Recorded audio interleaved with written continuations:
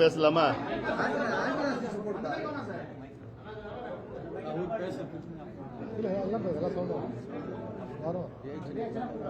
நீங்க தான் உட்காந்துட்டே பேசுங்க.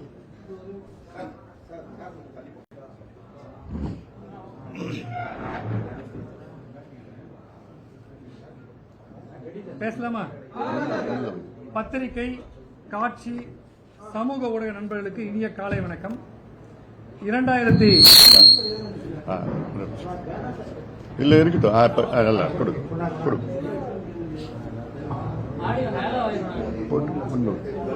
சரியா வரும் வராத கேட்டுக்கலாம்.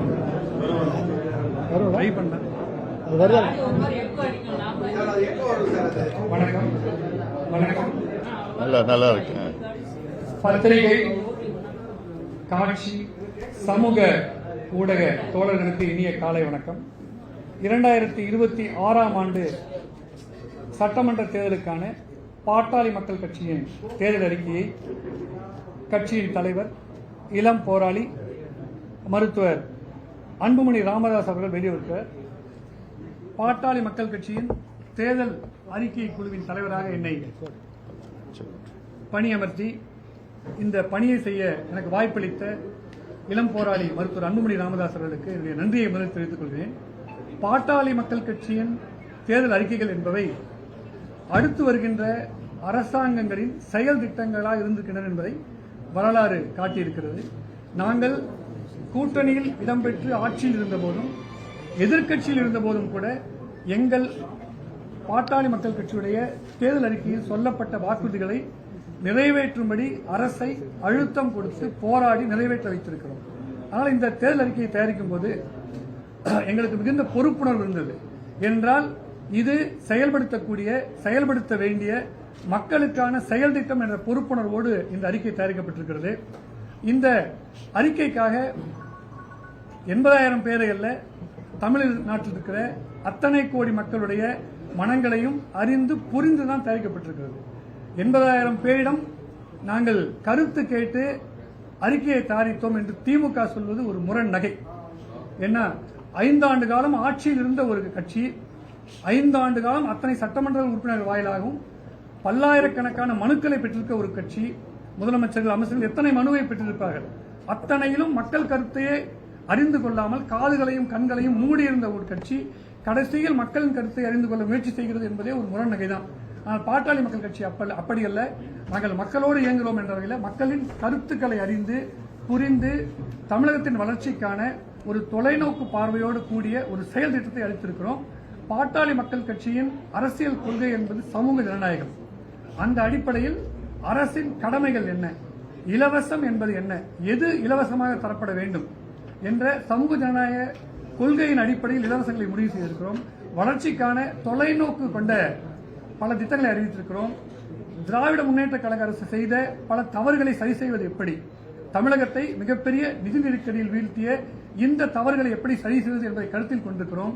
தமிழகம் பாதுகாப்பற்ற ஒரு மாநிலமாக மாறியதை சரி செய்ய என்ன செய்ய வேண்டும் என்பதை சொல்லியிருக்கிறோம்.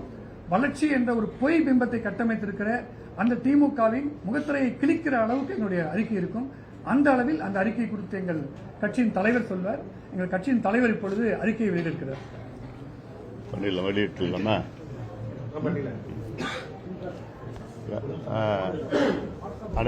அனைத்து ஊடக நண்பர்களுக்கு வணக்கம். இன்று பாட்டாளி மக்கள் கட்சியின் 2026 சட்டமன்ற தேர்தலுக்கான எங்களுடைய தேர்தல் அறிக்கையை வெளியிடுவதில் எங்களுக்கெல்லாம் பெருமை, மகிழ்ச்சி. ஒவ்வொரு முறையும் எங்களுடைய நிழல் நிதிநிலை அறிக்கை மற்ற ஆவணங்கள் வெளியிட்டால் அது குறிப்பாக வந்திருக்கின்ற ஒரு ஊடக நண்பர், குறிப்பாக பெண் ஊடகவியாளர், அவர் கரங்களால் வெளியிடுவது வழக்கம். இந்த முறையும் அப்படியே தான். உங்களுக்குள் யாராவது இந்த எங்களுடன் சேர்ந்து இந்த தேர்தல் அறிக்கையை வெளியிடுங்கள்.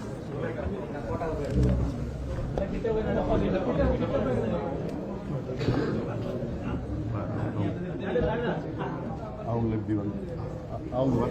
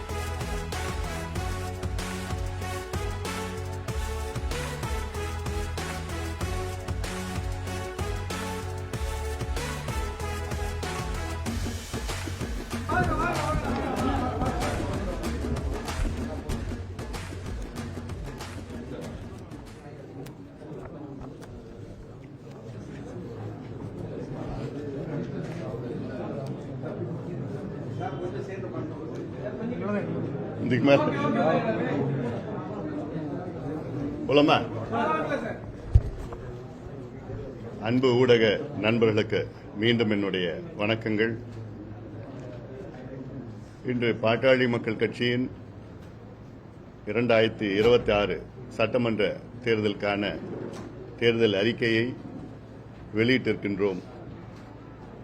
ஒரு மகிழ்ச்சியான ஒரு தருணம். ஒவ்வொரு தேர்தல் நேரத்தில் எங்களுடைய தேர்தல் அறிக்கை தான் மிக சிறந்த அறிக்கை என்று ஊடக நண்பர்கள் மட்டுமல்ல, பொதுவானவர்கள், படித்தவர்கள், குறிப்பாக அதிகாரிகள் அளவில் பேசப்படுகின்ற எங்கள் தேர்தல் அறிக்கை. இன்னும் சொல்லப்போனால் எங்கள் தேர்தல் அறிக்கையை பார்த்துதான் மற்ற கட்சிகள், குறிப்பாக ஆண்டு கொண்டிருக்கின்ற திமுக கடந்த காலங்களில் காப்பி அடித்திருக்கிறது என்றெல்லாம் குற்றச்சாட்டு. அந்த காப்பி சாதாரண காப்பி இல்ல, ஈயடிச்சாங்காப்பின்னு சொல்லுவாங்க. அந்த காமா, ஃபுல் ஸ்டாப், அந்த வார்த்தைகள், வரிகள் அத்தனையும் அப்படியே கட் அண்ட் பேஸ்ட் கடந்த காலங்களிலே நடைபெற்றது. ஆனாலும் அதுவும் எங்களுக்கு பெருமை. காரணம், இவ்வளவு காலமாக ஆண்ட கட்சிகள், ஆளுகின்ற கட்சிகள் எல்லாம் எங்கள் தேர்தல் அறிக்கையை பார்த்து அவர்கள் இவ்வளவு காலத்துக்கு பிறகும் அதை இன்னும் பாடங்களை கற்றுக்கொண்டிருப்பது, அதுவும் எங்களுக்கு பெருமை. ஒரு தேர்தல் அறிக்கை என்பது அந்த கட்சிக்கும் மக்களுக்கும் ஒரு பந்தத்தை ஏற்படுகின்ற ஒரு செயல். தேர்தல் அறிக்கை என்பது தேர்தல் கட்சிகள் மக்களுக்கு கொடுக்கின்ற ஒரு சத்தியம். அது இது புனிதமான ஒன்று. ஆனால் ஒரு சில கட்சிகள் ஏதோ ஒரு தேர்தல் அறிக்கை ஒரு சடங்காக அது மட்டும் பார்த்து அந்த தேர்தல் முடித்த பிறகு அதை மறந்துவிடுகின்ற சூழல்.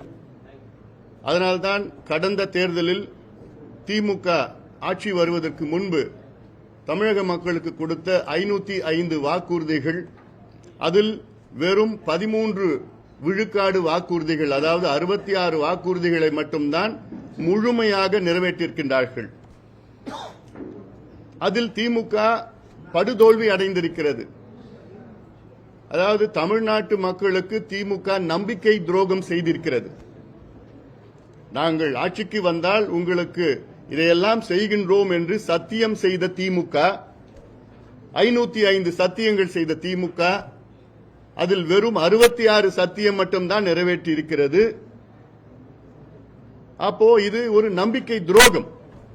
மீண்டும் அந்த நம்பிக்கை துரோகத்தை செய்ய துடித்துக் கொண்டிருக்கிறது திமுக. அதனால் திமுக இந்த தேர்தலில் என்ன சொன்னாலும் என்ன செய்தாலும் மக்கள் அதை ஏற்றுக்கொள்ள மாட்டார்கள். இன்னும் சொல்ல போனா யாரோ சொன்னாங்க திமுகவுடைய தேர்தல் அறிக்கை கதாநாயகன். கதாநாயகனும் கிடையாது, வில்லனும் கிடையாது, காமெடினும் கிடையாது. அந்த ஒரு பாட்டுக்கு ஒரு 100 பேர் குரூப்பா டான்ஸ் ஆடுவாங்க பாரு, அவங்க அந்த மாதிரி ஒரு ஜோக்கர் கிடையாது.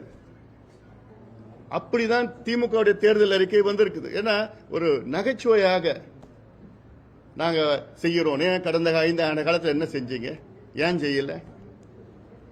அப்போ இதெல்லாம் பாட்டாளி மக்கள் கட்சியினுடைய தேர்தல் அறிக்கை வித்தியாசமான ஒரு அறிக்கை. இந்த படத்திலேயே நாங்க போட்டிருக்கிறோம். இந்த படமே தமிழ்நாட்டினுடைய வளர்ச்சி தான். முழுமையாக இந்த தமிழ்நாட்டினுடைய மருத்துவம், கல்வி, வேலைவாய்ப்பு, விவசாயம், நம்முடைய கலாச்சாரம், கட்டமைப்புகள் என்று தமிழ்நாட்டினுடைய வளர்ச்சி. அது இல்லாம எங்களுடைய முக்கியமான இந்த சூழல், தமிழ்நாட்டினுடைய சூழல் பார்த்தீங்கன்னா, போதையில்லா வளர்ச்சியில் சிறந்த புதியதோர் தமிழகம் படைப்போம். இன்னைக்கு தமிழ்நாட்டினுடைய முதன்மை பிரச்சனையே மதுவும் போதையும் தான். அடுத்த அதனால் வருகின்ற சட்டம் ஒழுங்கு பிரச்சனை. அடுத்த பெரிய பிரச்சனை வேலையில்லாத சூழல். இந்த 3 பெரிய பிரச்சனைகள் தான் முதன்மையான பிரச்சனைகள். ஆனா இந்த திமுக தேர்தல் அறிக்கையில் மதுவை பற்றியும் போதை பொருட்களை பற்றியும் ஒரு வார்த்தை கூட கிடையாது. ஒரு சின்ன ஒரு there is not even a whisper about alcohol and narcotic drugs in the DMK's manifesto. இது தமிழ்நாட்டுக்கு இவங்க மறுபடியும் வந்து என்ன செய்ய போறாங்க? அதனால அந்த வகையில் எங்களுடைய தேர்தல் அறிக்கை தமிழ்நாட்டினுடைய ஒட்டுமொத்த வளர்ச்சி. அதுல உங்களுக்கு இப்போது சில முக்கிய அம்சங்கள் உங்களுக்கு கொடுத்திருப்போம், நீங்க படிச்சிருப்பீங்க.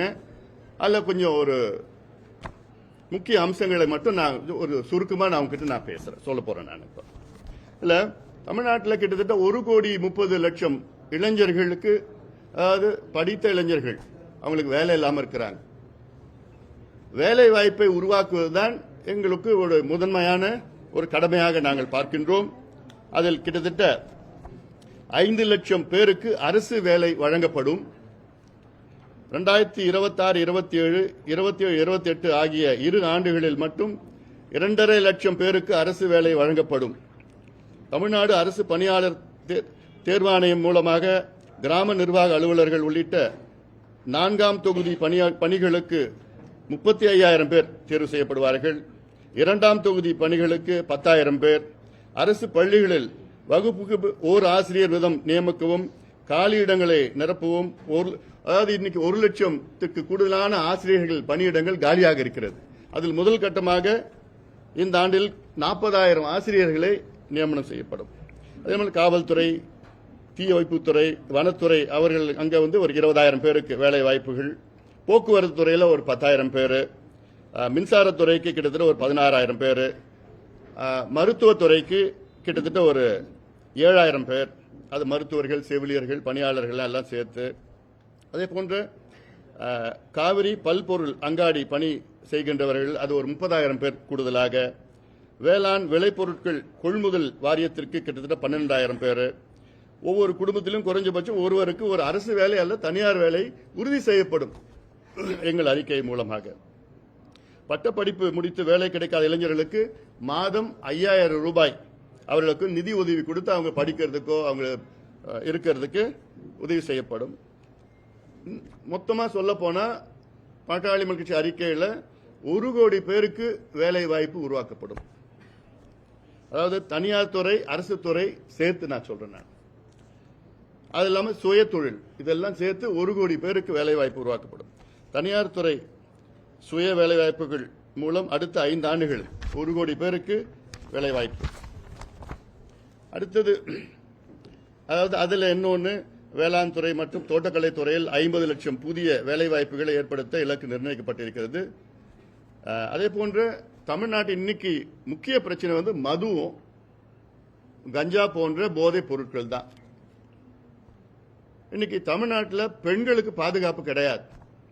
அதுக்கு ஒரு முக்கிய காரணமே வீதி வீதியாக கஞ்சா உள்ளிட்ட போதைப் பொருட்களை நகரத்தில் மட்டுமல்ல ஒவ்வொரு கிராமத்திலும் விற்றுக் கொண்டிருக்கின்றார்கள். அதை விற்பதற்கு ஒரு சூழலை உருவாக்கியிருக்கின்றார் முதலமைச்சர் ஸ்டாலின் அவர்களும் திமுகவும். இது எவ்வளோ நாங்க போராட்டம் செய்து ஆர்ப்பாட்டம் செய்து எத்தனையோ பிரச்சனைகளை கொண்டு வந்தோம். இன்னைக்கு வரைக்கும் நடவடிக்கை இல்லை. ஏதோ கஞ்சா 2.1, 3.1, 4.1 டிரைவ் பண்ணி அதில் ஒரு 5,000 பேர் பிடிப்பாங்க. அந்த 5,000 பேர் பிடிச்சி ஜெயிலில் போடுவாங்க. 10 நாள்ல வெளியில வந்து அவன் மறுபடியும் வித்துட்டு இருப்பாங்க. அது போலீஸுக்கு தெரியும், அரசுக்கு தெரியும், எல்லாத்துக்கும் தெரியும். ஆனா முதலமைச்சர் அதை பத்தி ஒரு பொருட்டா கூட கிடைக்கல. அதாவது தமிழ்நாட்டின் பெண்களுக்கு பாதுகாப்பு வழங்க முடியாத ஒரு முதலமைச்சர், அவர்லாம் ஒரு முதலமைச்சரா? அந்த பொறுப்புல இருக்கிறதுக்கு அவருக்கு தகுதி இருக்கா? இதுதானே உங்களுடைய முதன்மை கடமை. நீங்க உங்ககிட்ட நீங்க நாங்க நெடுஞ்சாலை கட்டிட்டோம், ஐடி பார்க் கொண்டு வந்துட்டோம், சிப்காட் பண்ணிட்டோம், அந்த ஃபேக்டரி பண்ணிட்டோம், இதெல்லாம் பண்ணிட்டோம்ல. உங்க பெண்களுக்கு உங்களால பாதுகாப்பு வழங்க முடியலன்னா எதுக்கு உங்களுக்கு அந்த பொறுப்பு, எதுக்கு உங்களுக்கு பதவி? இந்தியாவிலே அதிக பெண்களுக்கு பாதுகாப்பு இல்லாத மாநிலம் தமிழ்நாடு, அதிக பெண்கள் பாதிக்கப்படுகின்ற மாநிலம் தமிழ்நாடு. அது காரணம் என்னன்னா 4,700 டாஸ்மாக் கடைகள் ஒரு பக்கம், 1,500 மணமகிழ் மன்றங்கள் ஒரு பக்கம், 25,000 சந்து கடைகள் ஒரு பக்கம். அந்த சந்து கடைகள் 24 மணி நேரமும் மதுவை வித்துட்டு இருக்காங்க, டாஸ்மார்க் வித்துட்டு இருக்காங்க. டாஸ்மார்க்ல மட்டும் 1,80,000 கோடி ஊழல். பாதி கணக்குல பாதி கணக்கில் இல்ல, பாதி வரி ஏய்ப்பு, எவ்வளவு பிரச்சனைகள் இருக்கு. அல்ல இதுதான் காரணமே. சட்டம் ஒழுங்கு, லா அண்ட் ஆர்டர் பிரச்சனைக்கு காரணமே இதுதான். குடிச்சிட்டு அங்கங்க கிடைக்கிற போதை, கபின், காக்கைன், ஹெரோயின், LSD, ஃபென்டனைல், மெத்தில் என்னென்ன இருக்கோ அது எல்லாத்தையும் சரளமா கிடைக்குது. போலீஸ்க்கு தெரியாம யாரும் விற்கிறது கிடையாது, தெரிஞ்சுதான் விற்கிறாங்க. அப்போ இதனாலதான் 2.5 வயசு குழந்தைய பாலியல் வன்கொடுமை செய்து கொடூரமான முறையில கொலை செய்கின்ற மாநிலமாக மாறி இருக்கு தமிழ்நாடு. 4 வயசு குழந்தை, 8 வயசு குழந்தை, 10, 12 வயசு குழந்தைங்களை இந்த மனித மிருகங்களாக, அந்த மனித மிருகங்களாக உருவாக்கியது திமுக ஸ்டாலின் அவர்கள் தான். திறமை இல்லாத, தகுதி இல்லாத, நேர்மை இல்லாத ஒரு திமுக ஆட்சி தான் இது போன்ற ஒரு சூழலை உருவாக்கி இருக்கிறது. அதனால அதுல ஆனா திமுக தேர்தல் அறிக்கையில் இதை பத்தி ஒரு வார்த்தை கூட இல்ல. மது விலக்கு நாங்க கொண்டு வருவோம், அண்ணா திமுக அறிக்கையில் படிப்படியா நாங்க கொண்டு வருவோம். அப்ப என்ன நிர்வாகம் உங்களுக்கு? அதுல வர பணம் வந்தா போதுமா? மக்கள் எப்படி போனாலும், நாசமா போனாலும் உங்களுக்கு பரவாயில்லையா, கவலை இல்லையா? இந்த தேர்தல் அறிக்கை தயாரிச்சது யாரு? கனிமொழி, நாடாளுமன்ற உறுப்பினர், ஒரு பெண். இதே கனிமொழி அவர்கள் கடந்த காலத்தில் நாங்கள் ஆட்சிக்கு வந்தால் முதல் நாள் முதல் கையெழுத்து பூரண மதுவிலக்கு சொன்னாங்கல்ல. நீங்க தான் தேர்தல் அறிக்கை தயாரிக்கிறீங்க. ஏன் ஒரு வார்த்தை கூட மது பத்தி ஒரு வார்த்தை கூட உங்களால சொல்ல முடியாதா? கொண்டு வர முடியாதா? அதுல வர வருமானம் தான் உங்களுக்கு முக்கியமா? அதுல அழுகின்ற குடும்பங்கள் உங்களுக்கு தெரியலையா? அதுல தாலி அறுக்கின்ற பெண்கள் உங்களுக்கு தெரியலையா? அவங்க கஷ்டப்பட உங்களுக்கு தெரியலையா? நடக்கின்ற கொலைகள், கொள்ளைகள், கற்பழிப்பு, பாலியல் வன்கொடுமை எல்லாம் உங்களுக்கு தெரியலையா? அதனால வருகிறது தெரியலையா? தமிழ்நாட்டில் பூரண மதுவிலக்கு நடைமுறைப்படுத்தப்படும். கஞ்சா உள்ளிட்ட போதைப் பொருட்கள் நடமாட்டத்தை ஒழிக்க கடுமையான நடவடிக்கைகள் மேற்கொள்ளப்படும். அதாவது வார் அகெயின்ஸ்ட் ட்ரக்ஸ். இந்த தமிழ்நாடு காவல்துறை போதைப்பொருள் தடுப்பு பிரிவு என்ற தனி பிரிவு ஏற்படுத்தப்படும். அதன் தலைவராக ஒரு டிஜிபி அளவில் அதிகாரியை நியமிக்கப்படுவார். ஏன்னா அதுக்கு குறைவான சரியா வராது. ஒரு டிஜிபி தலைமையில் போதைப்பொருள் ஒழிப்பு பிரிவு உருவாக்கப்படும். ஏன்னா இது அவ்வளோ சீரியஸான ஒரு பிரச்சனை அது. ஆனா அதை பத்தி ஒரு பொருட்டா கூட திமுக நினைக்கல. கஞ்சா உள்ளிட்ட போதைப்பொருள் வணிகத்தில் ஈடுபடுகின்ற குண்டர் சட்டத்தில் அடைக்கப்படுவார்கள். போதைப்பொருள் நடமாட்டம் குறித்து தகவல் தெரிவிக்க 987 என்ற கட்டணமில்லா தொலைபேசி எண் அறிமுகம் செய்யப்படும். அதாவது போதைப்பொருள் நடமாட்டம் மற்றும் கள்ள சாராயம் விற்கின்ற யாராவது வித்தாங்கன்னா அவங்க சம்பந்தமா தகவல் கொடுத்தா தகவல் கொடுக்கிறவங்களுக்கு 10,000 ரூபாய் பரிசு வழங்கப்படும். அப்புறம் விவசாயம். திமுக ஆட்சியில் விவசாயம் வீழ்ச்சி அடைந்திருக்கிறது. அதாவது கடந்த ஆண்டு தமிழ்நாட்டுடைய வேளாண் துறை -1.8 வளர்ச்சி, மைனஸ் வளர்ச்சி. கடந்த முந்தைய ஆண்டு -3.6. ஆனா இவங்க எல்லாம் 5 ஆண்டுகள் ஆவரேஜா செஞ்சு நாங்க பிளஸ்ல இருக்குன்னு சொல்லிட்டு இருக்காங்க. அது போய்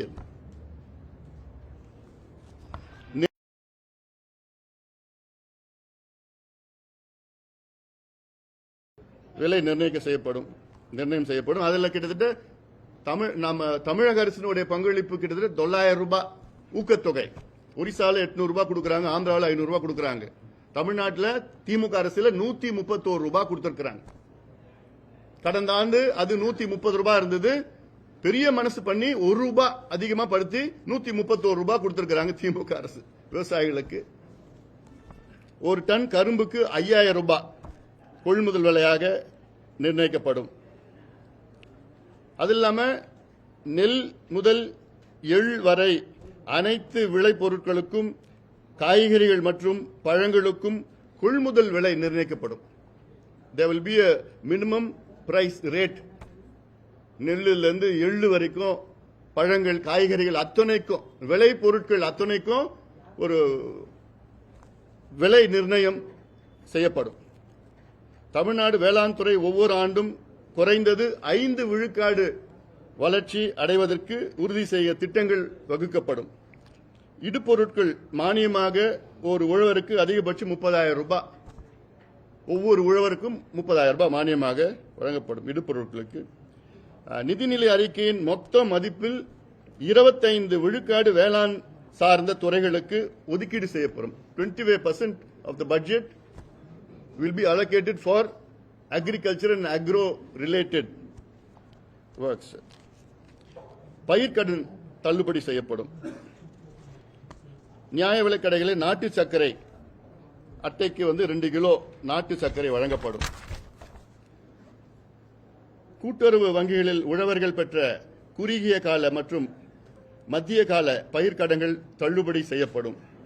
பொதுத்துறை வங்கிகளில் உழவர்கள் வாங்கிய 1 லட்சம் வரையிலான பயிர்க்கடன்கள் முழுமையாக தள்ளுபடி செய்யப்படும். பொதுத்துறை அதாவது வேளாண் சந்தை துறைக்கு புதிய அமைச்சகம் ஏற்படுத்தப்படும்.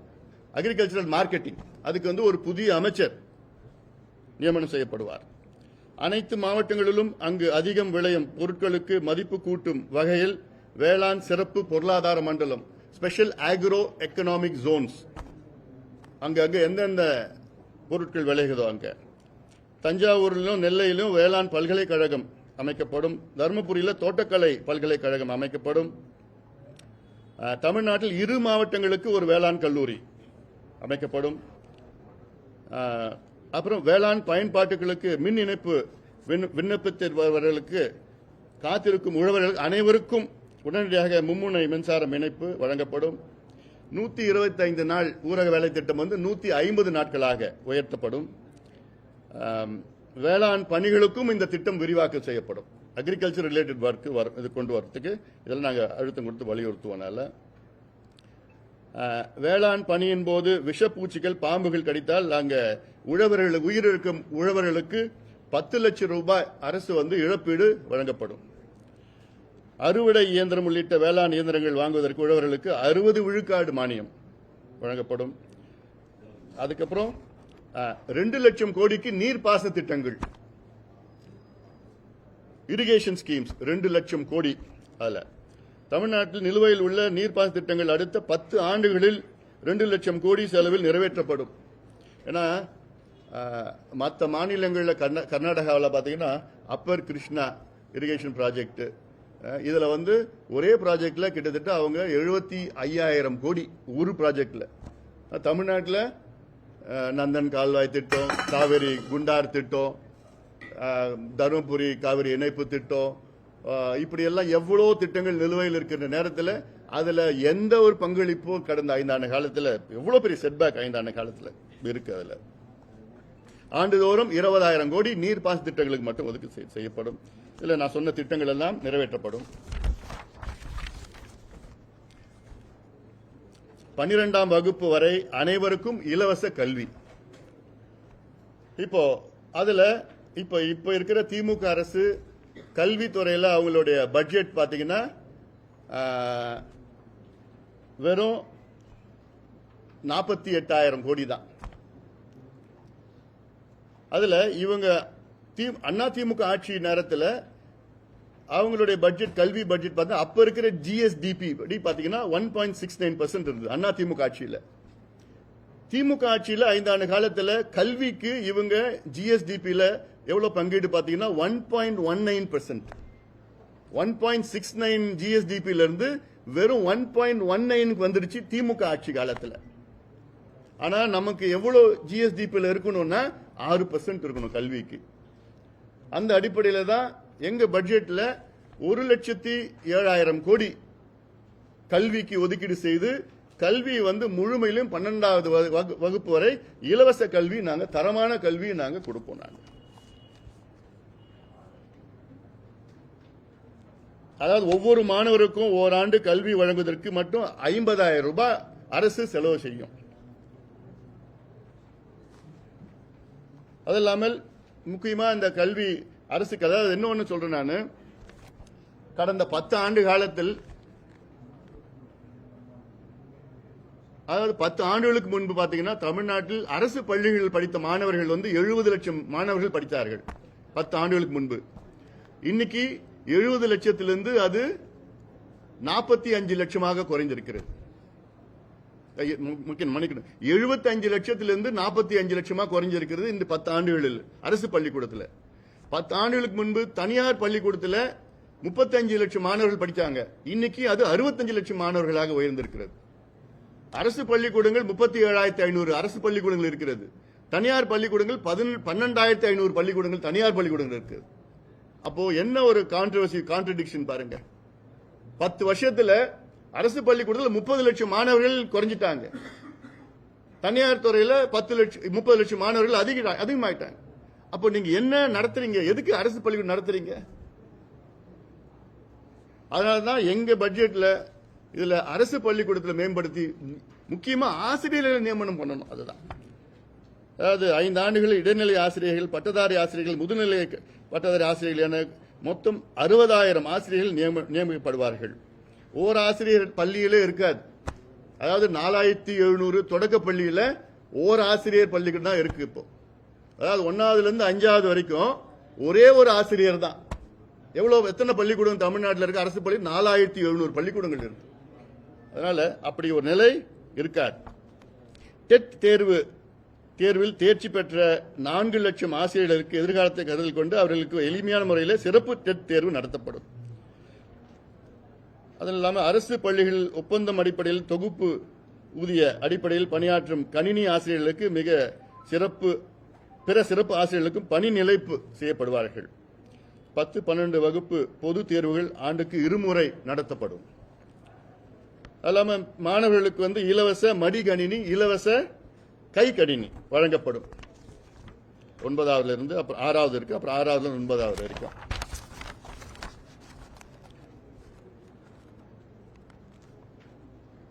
பட்ட படிப்புக்கு கல்வி கட்டணம் இல்லை. அதுவும் அரசு ஏற்றுக்கொள்ளும். அரசு கலை அறிவியல் கல்லூரிகள், பொறியியல் கல்லூரிகள் கல்வியியல் கல்லூரிகள் ஆகியவற்றில் அனைவருக்கும் பட்டப்படிப்பு கட்டணமின்றி வழங்கப்படும். அனைத்து தொகுதிகளிலும், அதாவது இப்போ கிட்டத்தட்ட கலை அறிவியல் கல்லூரி வந்து பாத்தீங்கன்னா கிட்டத்தட்ட அப்ராக்சிமேட்டா தமிழ்நாட்டில் ஒரு 180 கல்லூரியில் இருக்கிறது. ஆனா தொகுதிகள் பார்த்தா 234 தொகுதிகள் இருக்கிறது, சட்டமன்ற தொகுதிகள். அதுல ஒரு சில சட்டமன்ற தொகுதியில் 2 கல்லூரி எல்லாம் இருக்கு. இன்னும் ஒரு 60 கல்லூரியே தொடங்கப்படும். எல்லாம் ஒவ்வொரு சட்டமன்ற தொகுதி குறைஞ்சது ஒரு அரசு வந்து கலை அறிவியல் கல்லூரி தொடங்கப்படும். அதே போன்று ஒவ்வொரு மாவட்டத்திலும் 2 மகளிர் அரசு கல்லூரி கலை கல்லூரி தொடங்கப்படும். அதாவது மாவட்டத்துக்கு குறைந்தது ஒரு பொறியியல் கல்லூரி, அறிவியல் கல்லூரி 2000 பேர் வந்து 10 அதாவது 10,000 உதவி பேராசிரியர் நியமிக்கப்படுவார்கள். அதுக்கப்புறம் நீட் தேர்வு விலக்கு. அதாவது கடந்த தேர்தல் நேரத்தில் திமுக அவங்க பிரச்சாரமே செஞ்சது, இப்ப இருக்கிற முதலமைச்சரும் துணை முதலமைச்சரும் வீதிக்கு வீதி பிரச்சாரம் செஞ்சது, நாங்கள் ஆட்சிக்கு வந்தால் ஒரே வாரத்தில் நீட்டை ரத்து பண்ணுவோம்னு. ஆனா 5 ஆண்டுகள் ஆகியும் ரத்து பண்ண முடியல. பொய்யான வாக்குறுதி கொடுத்திருக்காங்க. அதனால திமுக என்ன பண்ணிட்டாங்க, அந்த நீட்டை திமுக தேர்தலில் இருந்து ரத்து பண்ணிட்டாங்க. நீட்டை ரத்து பண்ணல, அந்த நீட்டை திமுக தேர்தல் அறிக்கையிலிருந்து ரத்து பண்ணிட்டாங்க. அவ்வளவுதான் பண்ணிருக்கிறாங்க. இது எவ்வளவு ஒரு மோசடி. இது பொதுவா நாங்க திமுக சொன்னது, நாங்க பொதுவா நுழைவுத் தேர்வை வந்து ரத்து செய்வதற்கு மத்திய அரசை அழுத்தம் கொடுப்போம். எப்படி ஒரு மோசடி திமுக பண்ணிருக்கிறாங்க பாருங்க. நிச்சயமாக நீட் தேர்வு ரத்து செய்வதற்கு அனைத்து முயற்சிகளும் பாட்டாளி மக்கள் கட்சி எடுக்கும். சட்ட போராட்டம், அரசியல் போராட்டம், மத்திய அரசை வலியுறுத்தி, அதாவது தமிழ்நாட்டுக்கு ஒரு விலக்கு அளிக்கின்ற ஒரு சூழலை நாங்கள் ஏற்படுத்துவோம். அது இல்லாம செயற்கை அறிவுத்திறன் பல்கலைக்கழகம், சென்னையில் செயற்கை அறிவுத்திறன் பல்கலைக்கழகம் ஆர்டிபிஷியல் இன்டெலிஜென்ஸ் வந்து ஏஐ யூனிவர்சிட்டி சென்னையில் தொடங்கப்படும். கோவையில் திறன் பல்கலைக்கழகம், ஸ்கில் யூனிவர்சிட்டி கோவையில், சென்னை பல்கலைக்கழகம், அண்ணா பல்கலைக்கழகம் திறன் சார் அறிவு மையங்கள், சென்டர் ஆஃப் எக்ஸலன்ஸ். இது அண்ணா பல்கலைக்கழகம் மட்டுமல்ல, அதே போன்ற மருத்துவத்துறையிலையும் இப்போ மெட்ராஸ் மெடிக்கல் காலேஜ் இருக்கு, அது ஒரு சென்டர் ஆஃப் எக்ஸலன்ஸ் அப்படின்னு சொல்லிட்டு முதலீடு செய்து அதில் பண்ணுவோம். தமிழ்நாட்டில் 7 புதிய அரசு மருத்துவ கல்லூரிகள் தொடங்கப்படும். ஏன்னா இப்ப 7 மாவட்டத்தில் மருத்துவ கல்லூரிகள் இல்ல, 6 மாவட்டத்தில் இல்ல, கடலூர்ல கூடுதலாக ஒன்று தொடங்கப்படும். 2வது இந்த அதாவது எவ்வளவு மோசடினா, 5 ஆண்டு காலத்தில் திமுக ஒரே ஒரு மருத்துவ கல்லூரி கூட தொடங்கல. 5 ஆண்டு காலத்தில் திமுக ஒரே ஒரு MBBS இடம் கூட உயர்த்தல. மருத்துவத்துறை நீங்க நேற்று கூட பார்த்திருப்பீங்க, ஓமந்தூர் மெடிக்கல் காலேஜில் நடந்த சம்பவம் நீங்க பார்த்திருப்பீங்க. நேற்று கூட ஒரு குழந்தை இறந்ததுக்கு அதெல்லாம் நிறைய பிரச்சனை, சம்பந்த பிரச்சனை எல்லாம் பெற்றோர்கள் எல்லாம் அடிச்சு, காவல்துறை அடிச்ச காட்சியெல்லாம் நம்ம பார்த்தோம். நம்ம அதே போன்று அரசு மருத்துவ கல்லூரியில் மற்றும் மாவட்ட தலைமை மருத்துவமனையில் முதியோர் சிகிச்சை பிரிவு உருவாக்கப்படும். இது இல்லாம நான் ரொம்ப இப்ப எக்ஸ்பிளைன் பண்ண வேண்டாம், எல்லாம் இன்னும் டீட்டெயிலா இருக்கு. ஒவ்வொரு பகுதியிலும் கார்டியாலஜி, நெஃப்ராலஜி, நியூராலஜி, யூராலஜி, அப்ப எல்லாமே சூப்பர் ஸ்பெஷாலிட்டி வந்து அந்தந்த மாவட்டத்தில் அந்தந்த பிரிவு உருவாக்கப்படும். ஏன்னா இது ஒரு முக்கியமானது. ஏன்னா இன்னைக்கு ஒவ்வொரு வீட்லயும் அதிகமா கடன் வாங்குவது எதற்குன்னா மருத்துவ செலவுக்கு தான். அது குறைக்கணும்னா எல்லா ஃபெசிலிட்டிஸும் எல்லா கவர்மெண்ட் காலேஜ்லயும் கவர்மெண்ட் ஹாஸ்பிட்டல்ஸ்லயும் இருக்கணும். அதனால அது ஒண்ணு. அனைவருக்கும் தரமான இலவச மருத்துவம், 2மே இலவசம் நாங்க கொடுக்க போறோம். இலவச கல்வியும் கொடுக்க போறோம், இலவச மருத்துவமும் நாங்க தரமான மருத்துவம் இலவசமா நாங்க கொடுக்க போறோம். அதே போன்று அதற்கு பட்ஜெட்ல இப்ப இன்னைக்கு பாத்தீங்கன்னா திமுக மருத்துவத்துறைக்கு வெறும் ஐ திங்க் 19,000 22,000 கோடி தான் பட்ஜெட் ஒதுக்கி இருக்கிறாங்க. ஆனா எங்கள நாங்க 1,10,000 கோடி ஒதுக்கீடு செய்து இலவச மருத்துவமும் நாங்கள் அனைவருக்கும் நாங்கள் வழங்குவோம். அதே போன்று 1,00,000 ஆஷாக்களை நியமனம் செய்வோம். ஆஷாக்கள் என்றால் அக்ரிடேட்டட் சோஷியல் ஹெல்த் ஆக்டிவிஸ்ட், அங்கீகரிக்கப்பட்ட சமூக சுகாதார செவிலியர்கள். இந்தியாவில் கிட்டத்தட்ட 8,00,000 ஆஷாக்கள் இருக்கின்றார்கள். அதாவது வட மாநிலங்கள்ல அதிகமா இருக்கிறாங்க. தமிழ்நாட்டில் அப்போ ஒரு பாலிசி எடுத்தாங்க வேண்டாம், ஆனா இன்னைக்கு அந்த பாலிசி மாத்தி ஆஷாக்கள் 1,00,000 ஆஷாக்கள். ஏன்னா தமிழ்நாட்டில் கிட்டத்தட்ட ஒரு குக்கிராமங்கள் எல்லாம் சேர்ந்து கிட்டத்தட்ட 70,000. சாதாரண கிராமங்கள் 45,000 கிராமங்கள் இருக்கு. இன்னும் குக்கிராமம் 75,000. அந்த 75,000 கிராமங்களுக்கு பணியாற்றுகின்ற வகையில் 1,00,000 ஆஷாக்கள் நியமனம் செய்யப்படும். 108 ஆம்புலன்ஸ் 2,500 உயர்த்தப்படும். இன்னைக்கு 1,300 தான் இருக்கு. திமுக அறிக்கையில் பாத்தீங்கன்னா நாங்கள் 1,300 2,000 உயர்த்தப்படும் சொன்னார்கள். ஆனா வெறும் 70 ஆம்புலன்ஸ் தான் உயர்த்தினார்கள் 5 ஆண்டு காலத்தில் திமுக. அதிலையும் தோல்வி அடைந்து விட்டார்கள். அதே போன்று சமூக நீதி கணக்கெடுப்பு நடத்தப்படும். அதை கேட்பீங்க, என்ன சமூக நீதி கணக்கெடுப்புனா என்ன? அதுதான் சாதிவாரி கணக்கெடுப்பு. இப்ப நாங்க சில பேருக்கு அந்த சாதின்னு அந்த பேரை பிடிக்கல. அதனாலதான் இப்போ சமூக நீதி கணக்கெடுப்பு நடத்தப்படும் இதை நாங்க வலியுறுத்துறோம். இப்போ பிராக்கெட்ல சாதிவாரி கணக்கெடுப்பு. இது செய்யாத திமுக அரசை தமிழக மக்கள் உறுதியா மன்னிக்க மாட்டாங்க. இது எவ்வளவு பெரிய ஒரு துரோகம் திமுக செய்திருக்கிறது. இந்தியாவில் 7 மாநிலங்கள்ல சமூக நீதி கணக்கெடுப்பு என்கின்ற சாதிவாரி கணக்கெடுப்பு நடத்தி எவ்வளவு நன்மைகள் வந்திருக்கிறது, எவ்வளவு நலத்திட்டங்கள் கொடுத்திருக்கிறாங்க, எவ்வளவு இடஒதுக்கீடுகள் வழங்கியிருக்கிறாங்க, எவ்வளவு உள்ஒதுக்கீடு கொடுத்திருக்கிறாங்க. இன்னைக்கு அவசியமானது உள்ஒதுக்கீடு. எத்தனையோ மக்களுக்கு உள்ஒதுக்கீடு வேண்டும். குறிப்பாக பட்டியலின மக்களுக்கு உள்ஒதுக்கீடு அவசியம். கர்நாடகாவில் சாதிவாரி கணக்கெடுப்பு நடத்தி பட்டியலின மக்களுக்கு 17 விழுக்காடு பட்டியலின மக்களுக்கு முன்பு 17 மட்டும்தான் இருந்தது. இன்னைக்கு அது 6, 5, 6 3 பிரிவா உள்ஒதுக்கீடு வழங்கி இல்லாதவர்களுக்கு கிடைக்க செய்திருக்கிறது கர்நாடக அரசு. இது மிக மிக சோசியல் ஜஸ்டிஸ்னா இதான் அடித்தளம். ஆனால் சமூக நீதி என்று பேசியே சமூக நீதியை குழி தோண்டி, அதாவது நான் 20 அடின்னு சொன்னேன், 100 அடி ஆழம் குழி தோண்டி புதைத்த திமுகவை தமிழக மக்கள் மன்னிக்கவே மாட்டாங்க. அதிகாரம் இருந்து, ஆட்சி இருந்து, நிதி இருந்து, எல்லாமே இருந்தும், கையில் சட்டம் இருந்து, எல்லாம் இருந்தும் நான் பண்ண மாட்டேன் அப்படின்னு பிளேட்டண்டா பொய்ய சொல்லி சட்டமன்றத்தில் எனக்கு அதிகாரம் இல்லை என்று சொன்ன முதலமைச்சர் ஸ்டாலின் அவர்களை நிச்சயமா மன்னிக்க மாட்டாங்க. இது மிகப்பெரிய மோசடி. அதே போன்ற இதுல உச்சநீதிமன்றம் தீர்ப்பு வழங்கி 4 ஆண்டுகள் ஆகியும் வன்னியர்களுக்கு உள்ஒதுக்கீடு வழங்காத திமுக அரசை இந்த சமுதாய மக்கள் உறுதியாக மன்னிக்க மாட்டார்கள். இது மிகப்பெரிய ஒரு துரோகமா நான் பார்க்கிறேன். இது ஏதோ ஒரு ஜாதி பிரச்சனை, சமுதாய பிரச்சனை கிடையாது. இது சமூக நீதிக்கு துரோகம் செய்திருக்கு திமுக. உச்சநீதிமன்றம் தீர்ப்பு வழங்கி 4 ஆண்டுகள் முன்பு 4 ஆண்டு காலமா நாங்க செய்யறோம் நம்ப வச்சு மெதுவா கழுத்தறுத்தாங்க திமுக. நம்பிக்கை துரோகம், கழுத்தறுத்து நம்பிக்கை துரோகம் செய்த திமுக ஒட்டுமொத்த இந்த சமுதாயமும் எதிரி. அது நிச்சயமா மன்னிக்க மாட்டாங்க. அதே போன்ற யாதவர்கள், முத்திரையர்கள், விஸ்வகர்மா மக்கள் உள்ளிட்ட பிற்படுத்தப்பட்ட வகுப்பினரின் கோரிக்கையை ஏற்று அவர்களுக்கு உள்ஒதுக்கீடு வழங்க வகை செய்யப்படும். நாவிதர், வண்ணார், பருவதகுளம், ஒட்டர், வளையர், அம்பலக்காரர், குறும்பர், குயவர், வேட்டுவ கவுண்டர், ஊராளி கவுண்டர் ஆகிய 10 சமுதாயங்களையும் கொண்ட தனி இடஒதுக்கீடு பிரிவு ஏற்படுத்தப்பட்டு அவர்களுக்கு தனி இடஒதுக்கீடு வழங்கப்படும்.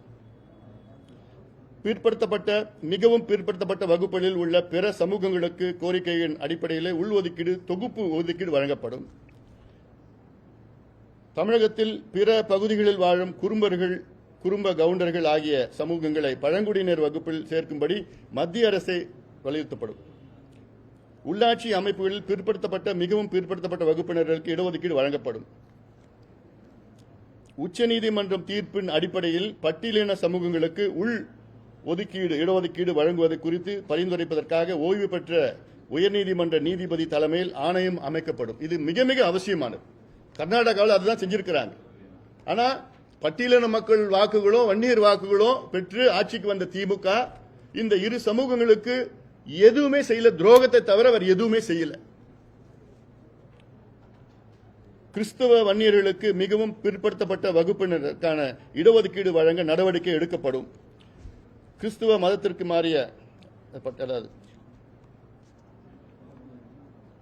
ஆந்திர மாநிலத்தை பின்பற்றி தமிழ்நாட்டில் மிகவும் பிற்படுத்தப்பட்ட வகுப்பில் உள்ள சமூகங்களின் 30,000க்கு கூடுதலான மக்கள் தொகை கொண்ட அனைத்து சாதிகளுக்கும் தனித்தனியாக நல வாரியங்கள் அமைக்கப்படும். தமிழ்நாட்டில் உள்ள தனியார் நிறுவனங்களில் 80 விழுக்காடு பணியிடங்கள் தமிழக இளைஞர்களை கொண்டு நிரப்பப்பட வேண்டும் என்பதை கட்டாயமாக ஒரு புதிய சட்டத்தை கொண்டு வருவோம். இதைத்தான் திமுக கடந்த தேர்தல் அறிக்கையில் நாங்கள் ஆட்சிக்கு வந்தவுடன் தனியார் நிறுவனங்களில் 75 விழுக்காடு அங்கே வேலை வாய்ப்புகளை தமிழ்நாட்டை சார்ந்த இளைஞர்களுக்கு வழங்கப்படும் என்று சட்டத்தை கொண்டு வருவோம் என்று பொய்யை சொல்லி ஏமாற்றிய திமுக இந்த தேர்தல் அறிக்கை அதை பத்தி ஒரு மூச்சு கூட கிடையாது. அப்போ என்னதான் ஏமாத்துறீங்க? 505 வாக்குறுதிகள் கொடுத்தீங்க கடந்த தேர்தலில் திமுக, அதுல வெறும் 66 தான். இந்த தேர்தல் அறிக்கையில் அதுல ஒரு 300 தேர்தல் வாக்குறுதியில இதுலயும் கொண்டு வரல. இப்ப கொண்டு வந்த தேர்தல் அறிக்கையில கடந்த முறை கொண்டு வந்த 63 வாக்குறுதிகளை இதுல கொண்டு வந்திருக்காங்க மறுபடியும் திமுக.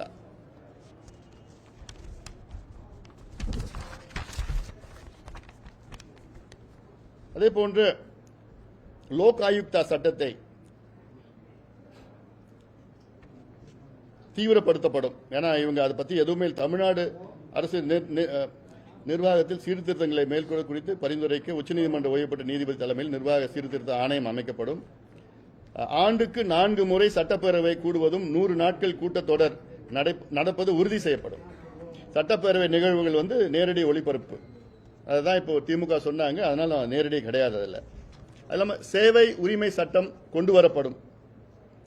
தமிழ்நாட்டில் முடக்கப்பட்டுள்ள லோக் ஆயுக்தா அமைப்பு வலிமையாக்கி மாற்றப்படும்.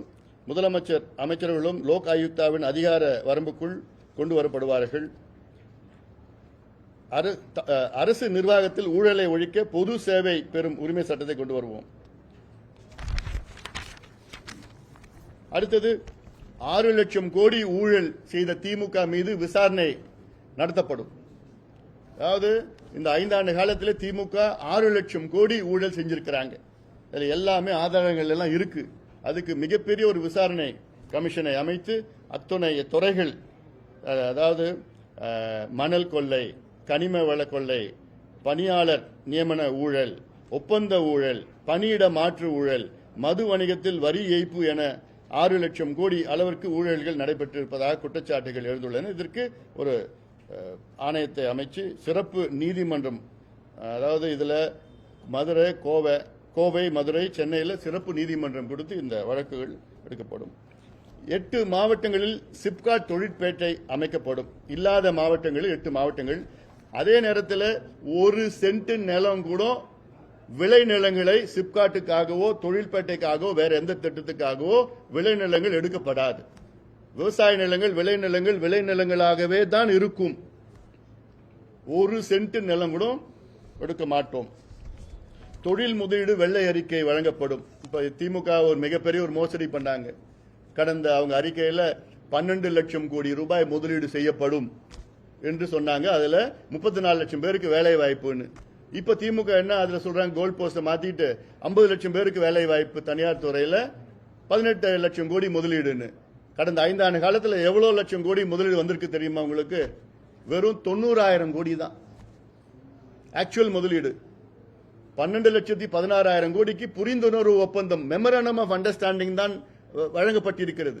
அவ்வளவுதான், கையெழுத்து தான் போடப்பட்டிருக்கிறது.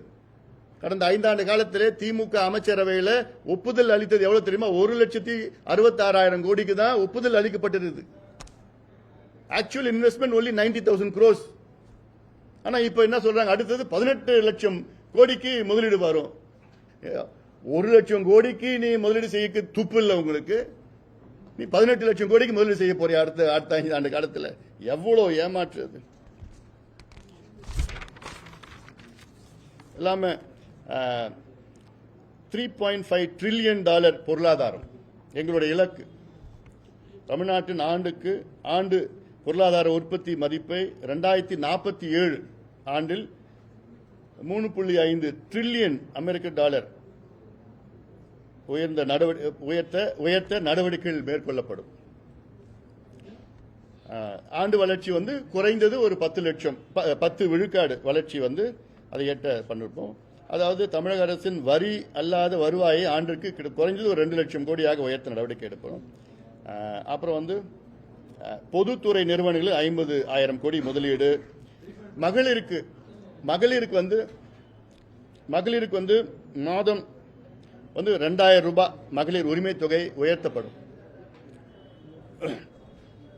இப்போ இருக்கிற 1000 ரூபாய் கொடுக்குறாங்க, 2000 ரூபாய் மகளிருக்கு வந்து உயர்த்தப்படும். மகளிருக்கான உரிமை தொகை எந்த நிபந்தனைகளும் இல்லாமல் அரிசி குடும்ப அட்டை வைத்திருக்கும் அனைவருக்கும், இதில் வந்து இவங்க அவங்கெல்லாம் இல்லை, எல்லாத்துக்கும் 2000 ரூபாய் வழங்கப்படும். அது இல்லாமல் முக்கியமானது என்னன்னா, பெண்களின் முன்னேற்றத்தை உறுதி செய்யும் வகையில் ஏழை பெண்கள் தொழில் தொடங்க 25,000 கடன் வழங்கப்படும். இதில் 10,000 மானியமாக போக மீதி 15,000 2 ஆண்டுகளில் செலுத்தினால் போதும். ஏன்னா இந்த கொரோனாக்கு பிறகு வந்து தொழில் இல்லாமல் எவ்வளோ தொழில் நலிந்து விட்டது. இப்போ ஒரு சிறு தொழில் ஒரு 25,000 ரூபாய் ஒரு பெண்ணுக்கிட்ட கொடுத்தீங்கன்னா அவங்க ஒரு சாலை ஓரத்தில் ஒரு கடை, ஒரு சின்ன கடை போடுவாங்க, அதில் வருமானம் வரும். அவங்களுக்கு ஒரு ஒரு சுயமரியாதையோட வாழலாம். அதில் முடிச்சிடறேன் அவசரப்படாதீங்க. இதுதான் சொன்னா இன்னும் 1.5 மணி நேரம் ஆகும். அவ்வளோ திட்டங்கள் இருக்கு எங்களுக்கு. ஏன்னா இப்போ நாங்க வெளியிட்டு இதுக்கு முன்னாடி வெளியிட்டு இருந்தா இதுல பாதி திமுக அறிக்கையில் வந்திருக்கோம். அதனாலதான் லேட்டா திட்டமிட்டு தான் வெளியிட்டு இருக்கேன். அதாவது இப்ப இருக்கிற நான் சொன்ன தொடக்கத்தில் சொல்லியிருக்கிறேன், மகளிருக்கு பாதுகாப்பு, பெண்களுக்கு பாதுகாப்பு, இதுதான் மிக மிக முக்கியமான பிரச்சனை. என்ன பொறுத்த வரைக்கும் women safety is the number 1 problem in Tamil Nadu. Women and children safety. இதில் மகளிர் பாதுகாப்பை உறுதி செய்வதற்கான கல்வி நிலையங்கள், அரசு மற்றும் தனியார் அலுவலகங்கள் அமைந்துள்ள பகுதிகளிலும் ஆள் நடமாட்டம் இல்லாத இடங்களிலும் வலிமையான கண்காணிப்பு கேமரா கட்டமைப்பு, சிசிடிவி எல்லாம் இந்த பகுதியில் எல்லாம் சிசிடிவி ஒன்று. அது இல்லாமல் சமூக விரோதிகள் பெண்களுக்கு எதிரான குற்றங்கள் செய்ய வாய்ப்புகள் இடங்களில் சாதாரண உடையில் ஆண் பெண் காவலர்கள் மறைந்திருந்து கண்காணிக்கப்படுவார்கள். பெண்களுக்கு திருமண வயதை 21ஆக உயர்த்தும்படி மத்திய அரசை நாங்கள் வலியுறுத்துவோம். இது முக்கியமான ஒரு சோசியல் இஷ்யூ. இதுக்குள்ள நான் போக விரும்பல. நான் இதை பத்தி பேசினா 1/2 மணி நேரம் ஆகும். அது இல்லாமல் தமிழகத்தில் கல்வி மற்றும் வேலைவாய்ப்பில் திருநங்கையர்களுக்கு 1 விழுக்காடு தனி இடஒதுக்கீடு வழங்கப்படும். அது இல்லாமல் இப்போ வந்து ஒரு புது ஸ்கீம் நாங்கள் கொண்டு வருவோம். ஏழை தொழிலாளர்களின் நலன் கருதி ரூபாய் 10க்கு சோறு, சாம்பார், ரசம், தயிர், கூட்டு, பொரியல், ஊறுகாயுடன் நிறைவான மதிய உணவு வழங்கப்படும். 10 ரூபாய்க்கு, இலவசம் இல்லை, 10 ரூபாய்க்கு இல்லை. ஞாயிற்றுக்கிழமை அன்னைக்கு அசைவம் 25 ரூபாய்க்கு. நியாய விலை கடைகளில் ஒரு குடும்பத்திற்கும் 1 கிலோ கடலை எண்ணெய். தோரம்பருப்பு, இப்போ நியாய விலை கடையில் தோரம்பருப்பு மட்டும்தான் கொடுத்துட்டு இருக்காங்க. அது வந்து கூடுதலாக வந்து உளுத்தம்பருப்பும் 1 கிலோ வழங்கப்படும்.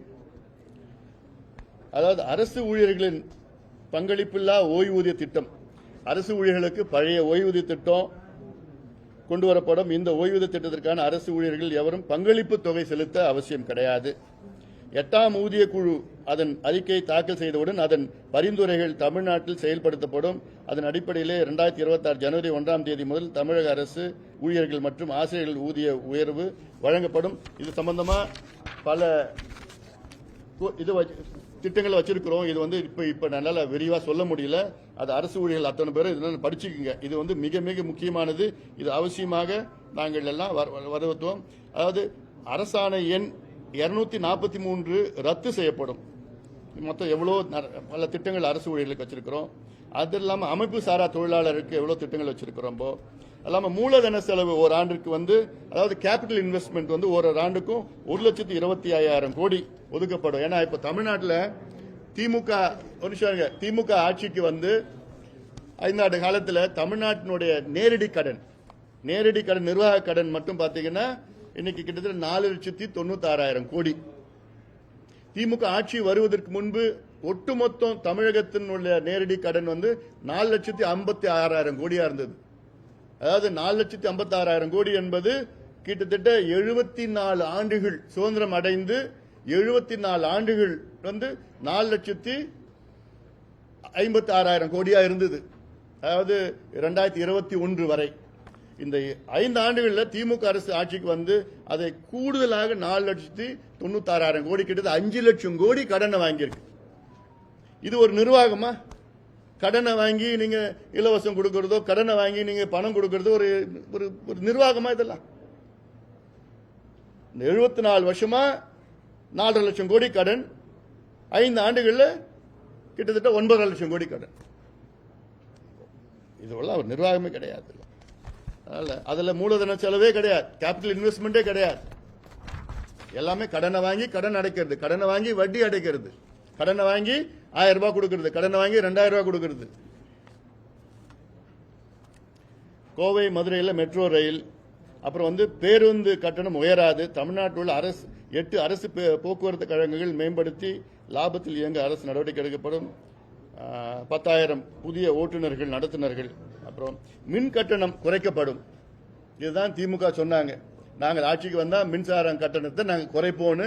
ஆனால் 4 ஆண்டுகளில் 18 விழுக்காட்டிலிருந்து 56 விழுக்காடு வரை கட்டணத்தை, மின் கட்டணத்தை உயர்த்திருக்கின்றார் திமுக அரசு. 4 முறை, 4 ஆண்டுல 4 முறை உயர்த்திருக்கின்றார்கள். 18% இருந்து 56%. சில பேருக்கு 18, சில பேருக்கு 24, 28, 30 அப்படிலாம்.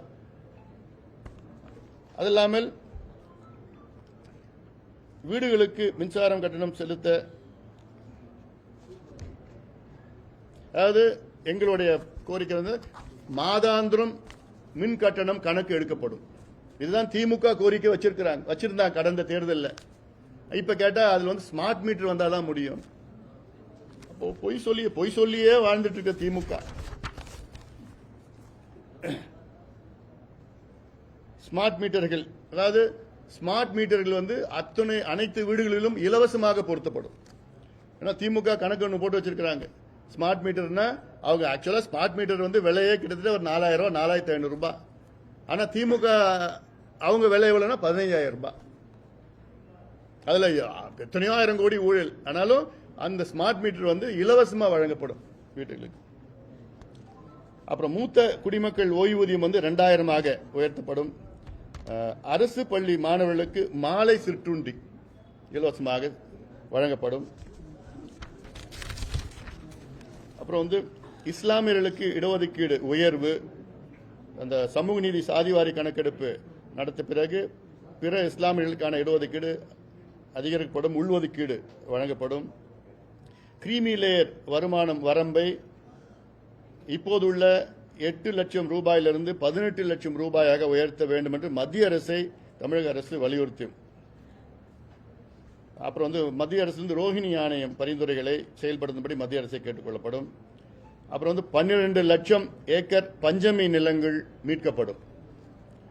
அதாவது பட்டியலின மக்களுக்காக வழங்கப்பட்ட இந்த 12 லட்சம் ஏக்கர் பஞ்சமி நிலம், அதுல வந்து திமுக நாங்க அது மீட்கப்படும் சொல்லி ஒன்றும் பண்ணல. அது ஏமாத்தி தான் பண்ணிட்டாங்க. அதாவது பசுவின் பாலுக்கு 45 ரூபாய் விலை விவசாயிகளுக்கு வழங்கப்படும். விவசாயிகளிடமிருந்து 1 லிட்டர் பால், பசும்பால் வந்து 45 ரூபாய்னு கொடுத்து விவசாயிகளிடம் வாங்கப்படும். ஆவின் நிறுவனங்கள் பால் கொள்முதல் வந்து இலக்கு ஒரு நாளைக்கு 50 லட்சம் லிட்டராக. ஏன்னா இப்ப இருக்கிறது வந்து ஒரு 20, 22, 23 லட்சம் தான். ஏன்னா அவங்களுக்கு என்னன்னா அவங்களுக்கும் தனியார் பால் நிறுவனங்களுக்கும் அண்டர்ஸ்டாண்டிங், அவ்வளவுதான் இருக்குது. அப்புறம் மீன்பிடி தடைக்கால நிவாரணம் வந்து 15,250 உயர்த்தப்படும். அதாவது ஒரு நாளைக்கு வந்து 250, 61 நாளைக்கு, ஒரு நாள் 250 விதமாக 61 நாளைக்கு 15,250 மீனவர்களுக்கு உறுதியாக கொடுக்கணும். அவங்களுக்கு அவசியமானது. மழைக்கால நிவாரணமாக மீனவர்களுக்கு 6,000 ரூபாய். அப்புறம் மீனவர்களுக்கு வந்து உள்ஒதுக்கீடு, அவங்க இன்னின்ன நாள் கோரிக்கை, மீனவர்களுக்கு மீன நாள் கோரிக்கை. அது இல்லாமல் மத்திய அரசு வந்து மீனவர்களுக்கு தனி அமைச்சகத்தை உருவாக்கும்படி வலியுறுத்துவோம். சென்னையிலே ஆசிய விளையாட்டு போட்டி நடைபெறும். போட்டித் தேர்வு பயிற்சி மையங்கள் சென்னையில் நடைபெறும். அப்புறம் வந்து ஊடக பத்திரிகையாளர்கள் நலன் கொஞ்சம் இன்ட்ரெஸ்டா கேட்பாங்கன்னு நினைக்கிறேன். தமிழக, ஆமா, இதுல கொஞ்சம் பொறுத்துக்குங்க. அதுக்கு முன்னாடி தமிழக திரை உலகில் சிறிய முதலீட்டில் தயாரிக்கப்பட்ட சுமார் 2000 திரைப்படங்கள் வெளியிட முடியாமல் முடங்கி கிடக்கின்றன. இந்த திரைப்படங்கள் அனைத்தும் அடுத்த 3 ஆண்டுகளில் வெளியாவது உறுதி செய்யப்படும். அதாவதுங்க, திமுக ஆட்சியில செய்த மிகப்பெரிய ஒரு மோசடியில என்னன்னா, இந்த திமுக குடும்பம் முதல் குடும்பம் மட்டும்தான் திரைத்துறையை ஆக்கிரமித்து அவங்க கட்டுக்கோப்பில் வச்சிருக்கிறாங்க. இதுல திரைத்துறையை சார்ந்தவர்கள் பல பேர், அதாவது தயாரிப்பாளர்கள் எத்தனையோ பேர், நடிகர்கள் இருந்து தயாரிப்பாளர்கள் இருந்து முக்கியமான பிரமுகர்கள் வந்து எங்கிட்ட பலவர் சொல்லியிருக்கிறாங்க, எங்களை காப்பாத்துங்க. 2000 திரைப்படங்கள் வந்து இன்னைக்கு பெட்டியிலையும், அந்த காலத்தில் பெட்டியில வச்சிருப்பாங்க, இப்ப ஹார்ட் டிஸ்க்ல வச்சிருக்கிறாங்க, ரிலீஸ் பண்ண முடியல. ஏன்னா ஒரு ஆண்டுக்கு 52 வாரங்கள் தான் இருக்கு. அந்த 52 வாரங்கள்ல ரெட் ஜாயிண்ட் மட்டும் 40 வாரங்கள் எடுத்திருக்கிறாங்க அவங்க படத்துங்களுக்கு. எவ்வளவு பெரிய ஒரு மோசடி பாருங்க. இவங்களுக்கு ஆட்சி அதிகாரம் இருக்கிற காரணத்தால 52 வாரங்களில் இந்த ரெட் ஜாயிண்ட் மூவிஸ் மட்டும் அவங்களும் அவங்க சார்ந்தவங்களும் 40 வாரங்களை அவங்க எடுத்துட்டு போறாங்க. மீதி இருக்கிற 12 வாரங்கள் மட்டும்தான் மற்றவங்களுக்கு கொடுக்கறாங்க. இது எவ்வளவு பெரிய ஒரு ஃப்ராட், எவ்வளவு பெரிய ஒரு மோசடி. திமுக ஆட்சியை அகற்றுவதற்கு திரைத்துறையை சார்ந்தவர்கள், ஏன்னா திரைத்துறையில ஏதோ நீங்க நடிகர்கள் தயாரிப்பாளர்கள் மட்டும் நினைச்சுக்காதீங்க, அதுல 10 லட்சம் பேருக்கு மேல பணியாற்றுகின்றார்கள். கிட்டத்தட்ட 3-4 லட்சம் குடும்பங்கள் ஏழ்மையில இருக்கிறாங்க. இன்னைக்கு படம் எடுக்கிறாங்க, முடியல, அவங்க வெளியில சொல்ல முடியல, வெளியில சொன்னா அவங்களுக்கு தியேட்டர் கிடைக்காது. அதனால இது கோவத்துல கொந்தளிப்பா இருக்கிறாங்க திரைத்துறையில் எல்லாமே. தமிழ்நாட்டில் வலிமை உள்ள சிண்டிகேட் அமைத்துக் கொண்டு திரை அரங்குகள் மீது ஆதிக்கம் செலுத்தும் நிலைக்கு அதுக்கு முடிவு கட்டப்படும். திரைப்படங்களுக்கு தனி தொழில் பெயர் தமிழில் பெயர் வைக்கப்பட்டால் 8 விழுக்காடு கேளிகை வரி செலுத்துவதிலிருந்து முழுமையாக விலக்கம் அளிக்கப்படும். தமிழ்நாட்டில் செயல்பட்டு வரும் பத்திரிகையாளர் நல வாரியத்திற்கு கூடுதல் அதிகாரங்கள் வழங்கப்படும். பெயருக்கு மட்டும்தான் வச்சிருக்கிறாங்க, அதிகாரங்கள் இல்லை. சும்மா உழைக்கும் பத்திரிகையாளர்கள் மற்றும் ஊடக நிறுவன பணியாளர்களுக்கு பத்திரிகையாளர் ஊதிய குழு பரிந்துரைப்படி ஊதியம் வழங்குவது உறுதி செய்யப்படும். சென்னை திருவான்மியூரில் அமைக்கப்பட்டிருப்பதை போன்று சென்னை புறநகர் பகுதியில் 1000 வீடுகள் கொண்ட பத்திரிகையாளர் குடியிருப்பு உருவாக்கப்படும். மாவட்ட தலைநகரங்களிலும் பத்திரிகையாளருக்கு அடுக்குமாடி குடியிருப்புகள் கட்டிடம் தரப்படும். ஈழத்தமிழர்கள் நலன், அதெல்லாமல் சுற்றுச்சூழல், தமிழ்நாட்டில் அனைத்து மணல் குவாரிகளும் மூடப்படும்.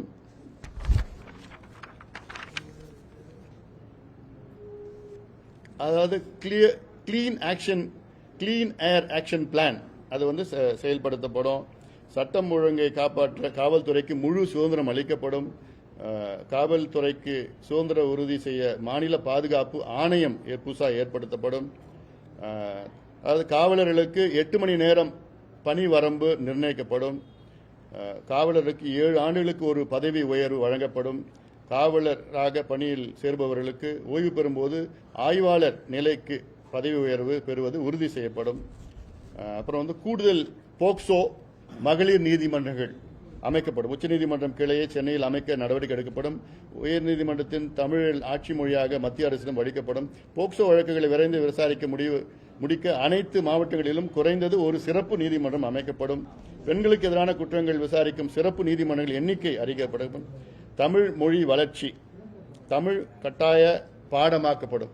குறைந்தது தமிழ் வந்து ஒரு கட்டாய பாடமாக, தமிழ் வச்சுதான் திமுக ஆட்சிக்கு வந்தாங்க 67ல். ஆனா இவ்வளவு காலமா ஆட்சி செய்து இன்னைக்கு தமிழ்நாட்டில் தமிழ் படிக்காமலே பட்டம் வாங்கலாம். இந்தியாவில் வேற எந்த மாநிலத்திலும் அப்படி செய்ய முடியாது. ஆனா தமிழ் எங்கள் உயிர் மூச்சு அப்படிலாம் வசனம் பேசி பேசி தமிழ் படிக்காமலே இங்கே பண்ணி, அதான் தமிழ் கட்டாயமாக ஒரு பாடம் ஆக்கப்படும். அதாவது மருத்துவம் பொறியியல் படிப்பில் தமிழ் வழியில் கற்பிக்கப்படும் அதற்கான பாடநூல்கள் தமிழில் தயாரிப்பு செய்யப்படும். அப்புறம் சென்னையில் எம்டிசி பேருந்துகள் எண்ணிக்கை 8000 அதிகரிக்கப்படும். புதிய பேருந்துகள் அனைத்து மின்சாரம் பேருந்துகளாக இயக்கப்படும். அனைத்து எம்டிசி பேருந்துகளும் அனைவருக்கும் இலவசமாக ஆக்கப்படும். சென்னையில் நாங்க 2014 சொன்னப்போ எல்லாம் நீங்க சிரிச்சீங்க. சென்னையில் நாம் விரும்பும் சென்னைன்னு ஒரு ஆவணம் நான் வெளியிட்டேன். 2015-16 அப்பெல்லாம் நீங்களும் சிரிச்சீங்க. எல்லாம் மக்கள் என்னடா இவன் என்னடா எல்லாமே இலவச பேருந்துகள் சொல்றான், எப்படி சாத்தியமா அப்படிலாம் கேட்டீங்க. அப்ப அதுக்கு நான் காரணம் சொன்னேன். இலவச பேருந்துகள் வந்ததுன்னா இதுல ரோடு வேர் அண்ட் டயர் குறையும், ஆக்சிடென்ட்ஸ் குறையும், என்வாயன்மெண்ட் பொல்யூஷன் குறையும், உயிர் இது இல்லாம எல்லாமே அதுல பயன்படுத்துவாங்க. கார் யூசேஜ் எல்லாம் குறையும், பஸ் யூசேஜ் குறையும், பொருளாதாரம் முன்னேறும், ஒவ்வொரு வீட்டிலும் 3000 ரூபாய் மிச்சப்படுத்தலாம், டூரிசம் அதிகமாகும், அப்படிலாம் எவ்வளோ இருக்கு. எங்க இருந்து இங்க வேணா வேலைக்கு செய்யலாம் அப்படின்லாம் சொன்னேன். இன்னைக்கு அந்த நிலை வந்திருக்குது, பெண்களுக்கு வந்திருக்கு. அதனால நாங்க தொலைநோக்கு சிந்தனை உள்ளவர்கள். பாட்டாளி மக்கள் கட்சி அதிகாரத்துக்கு மட்டும்தான் வரல, ஆனா அதிகாரத்தில் இருந்தா என்னென்ன செய்வோமோ அத்தனையும் நாங்க தொடர்ந்து வலியுறுத்திட்டே இருப்போம். அதுல எங்களுடைய யோசனைகளை அதிகாரத்தில் இருப்பவர்கள் அதுல கொஞ்சம் பயன்படுத்தலாம். ஆனா எங்களுக்கு கொஞ்சம் கிரெடிட் கொடுத்தா நல்லா இருக்கும். அதே போன்ற இயற்கை வேளாண்மை வலியுறுத்தி வேளாண் விஞ்ஞானி நம்மாழ்வார் அவர்களுக்கு மணிமண்டபம் அமைக்கப்படும். சென்னையில் தமிழ் இசை விழா நடத்தப்படும். இதற்காக சென்னையில் தமிழக அரசின் சார்பில் அனைத்து வசதிகளுடன் கூடிய தமிழ் இசை அரங்கம் பிரம்மாண்டமாக அமைக்கப்படும். மிகப்பெரிய ஒரு அரங்கம் தமிழ் இசைக்காக ஆண்டுதோறும் அங்க விழாக்கள், பெரிய மண்டபம், பிரம்மாண்டமான மண்டபம் அமைக்கப்படும். ஏன்னா இந்த கோயம்பேடு பஸ் ஸ்டாண்டை எப்படி அங்க லூலு மால் கொண்டு வரணும்னு ரொம்பவே இங்க இருக்கிற உள்ளூர் அமைச்சர் திட்டமிட்டார். அதை நான் இந்த அன்புமணி ராமதாஸ் அதை முறியடிச்சிருக்கிறேன். அங்க போய் அந்த கோயம்பேடு பேருந்து நிலையத்தை பசுமை பூங்காவாக ஆக்கணும்னு அது போராட்டம் பண்ணி கையெழுத்து வாங்கி ஆர்ப்பாட்டம் பண்ணதுனாலதான் இன்னைக்கு அவங்க இருக்கு. இல்லைன்னா எல்லாரும் லூலு லாலு எந்த மால்லாம் கட்டி காசு வாங்கிட்டு முடிச்சிட்டு இருப்பாங்க. அது போன்று இன்னைக்கு தமிழ் இசைக்காக மிகப்பெரிய ஒரு பிரம்மாண்டமான ஒரு கட்டணம். அது பாட்டாளி மக்கள் கட்சியால் தயாரிக்கப்பட்டுள்ள 2026 ஆண்டு சட்டப்பேரவை தேர்தலுக்கான தேர்தல் அறிக்கையில் 42 தலைப்புகளில் மொத்தம் 717 வாக்குறுதிகள் அளிக்கப்பட்டுள்ளன. அந்த வாக்குறுதிகள் அனைத்தையும் நிறைவேற்றுவதற்கு பாட்டாளி மக்கள் கட்சி கடுமையாக உழைக்கும் என்று உறுதியளிக்கின்றேன். நன்றி.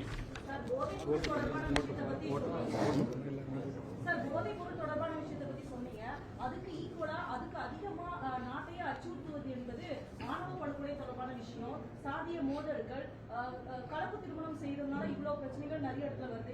ஏன் இத பத்தி நீங்க இந்த அறிக்கையில பேசல? நிச்சயமாக, அதாவது பாட்டாளி மக்கள் கட்சி என்பது சமூக நீதியை அடிப்படை கொண்ட அதற்காக தொடங்கப்பட்ட ஒரு கட்சி. எங்கள் கட்சி தொடக்கத்தில் இருந்து அனைத்து சமூகங்களும், குறிப்பாக சாதிகள், நீங்க சொல்ற சாதிகள், அதிலும் குறிப்பாக அடக்கப்பட்ட ஒடுக்கப்பட்ட பட்டியலின மக்கள், அவர்கள் போன்ற நிலையில் உள்ள மற்றவர்களும் சமூக முன்னேற்றம் அடைய வேண்டும், கல்வி உரிமை பெற வேண்டும், பொருளாதார முன்னேற்றம் அடைய வேண்டும், கல்வி வேலைவாய்ப்பு உருவாக்க வேண்டும் என்ற நோக்கத்திலேதான் தொடர்ந்து நாங்கள் வலியுறுத்தி வருகின்றோம். இது சம்பந்தமாக எங்களுடைய பங்களிப்பு, எங்க கட்சியினுடைய பங்களிப்பு, இதற்கு 100 விழுக்காடு நாங்கள் பங்களித்து காலங்காலமாக ஏற்படுகின்ற சாதி மோதல்களோ பிரச்சனைகளோ அப்படி வந்தால் முதலில் நாங்கள் தான் அங்கே சென்று அந்த பிரச்சனை பெரிதாகாமல் பார்த்துக் கொள்கின்றோம். இது எங்களுடைய கடமையாக நாங்கள் பார்த்திருக்கின்றோம். நிச்சயமாக வரும் காலத்தில் அடக்கப்பட்ட ஒடுக்கப்பட்ட வஞ்சிக்கப்பட்ட அனைத்து மக்களும் ஒன்று சேர்ந்து அரசியல் அதிகாரம் பெற வேண்டும் என்று எங்களுடைய நோக்கம். அதற்கேற்ப சூழல்களை உருவாகுவதற்கு நாங்கள் பாடுபடுவோம். ஆட்சியில் 5 லட்சம் கோடி கடன் வாங்கினாங்க அப்படின்னு சொல்லுறீங்க. நீங்க அறிவித்திருக்கக்கூடிய திட்டங்களாகட்டும், அதிமுக வெளியிட்ட தேர்தல் அறிக்கையில சொல்லக்கூடிய திட்டங்களாகட்டும், இதையெல்லாம் கடன் வாங்காம நிறைவேற்ற முடியுமா? அதுக்கான ஃபண்டுலாம் எங்க தரும்? தமிழ்நாட்டிலே இருக்குங்க. இந்த ஃபண்ட் எல்லாம் தமிழ்நாட்டிலே இருக்கு. ஏற்கனவே 10 லட்சம் கோடி கடன் இருக்கு. இல்லைங்க, இந்த ஃபண்டு தமிழ்நாட்டில், அந்த ஃபண்டு திமுக கொள்ளடிச்சிட்டு இருக்காங்க. நல்ல ஒரு நேர்மையான ஆட்சி கொடுத்தாலே வரி வருவாய் தமிழ்நாட்டில் இருக்கின்ற இயற்கை வளங்கள் எவ்வளவு இருக்கு தமிழ்நாட்டில், அதுல இருந்து கொண்டு வரலாம். இப்ப மணல் கொள்ளை எடுத்துக்கங்க. கடந்த ஆண்டு எவ்வளவு தெரியுமா அதிகாரப்பூர்வமாக கணக்கு கொடுத்திருக்காங்க. கடந்த ஆண்டுக்கு முந்தைய ஆண்டு தமிழ்நாடு அரசு எவ்வளவு தெரியுமா கொடுத்திருக்காங்க? 28 கோடி. ஓராண்டு மணலால் வருமானம் தமிழக அரசுக்கு எவ்வளவு? 28 கோடி. வெறும் 28 கோடி.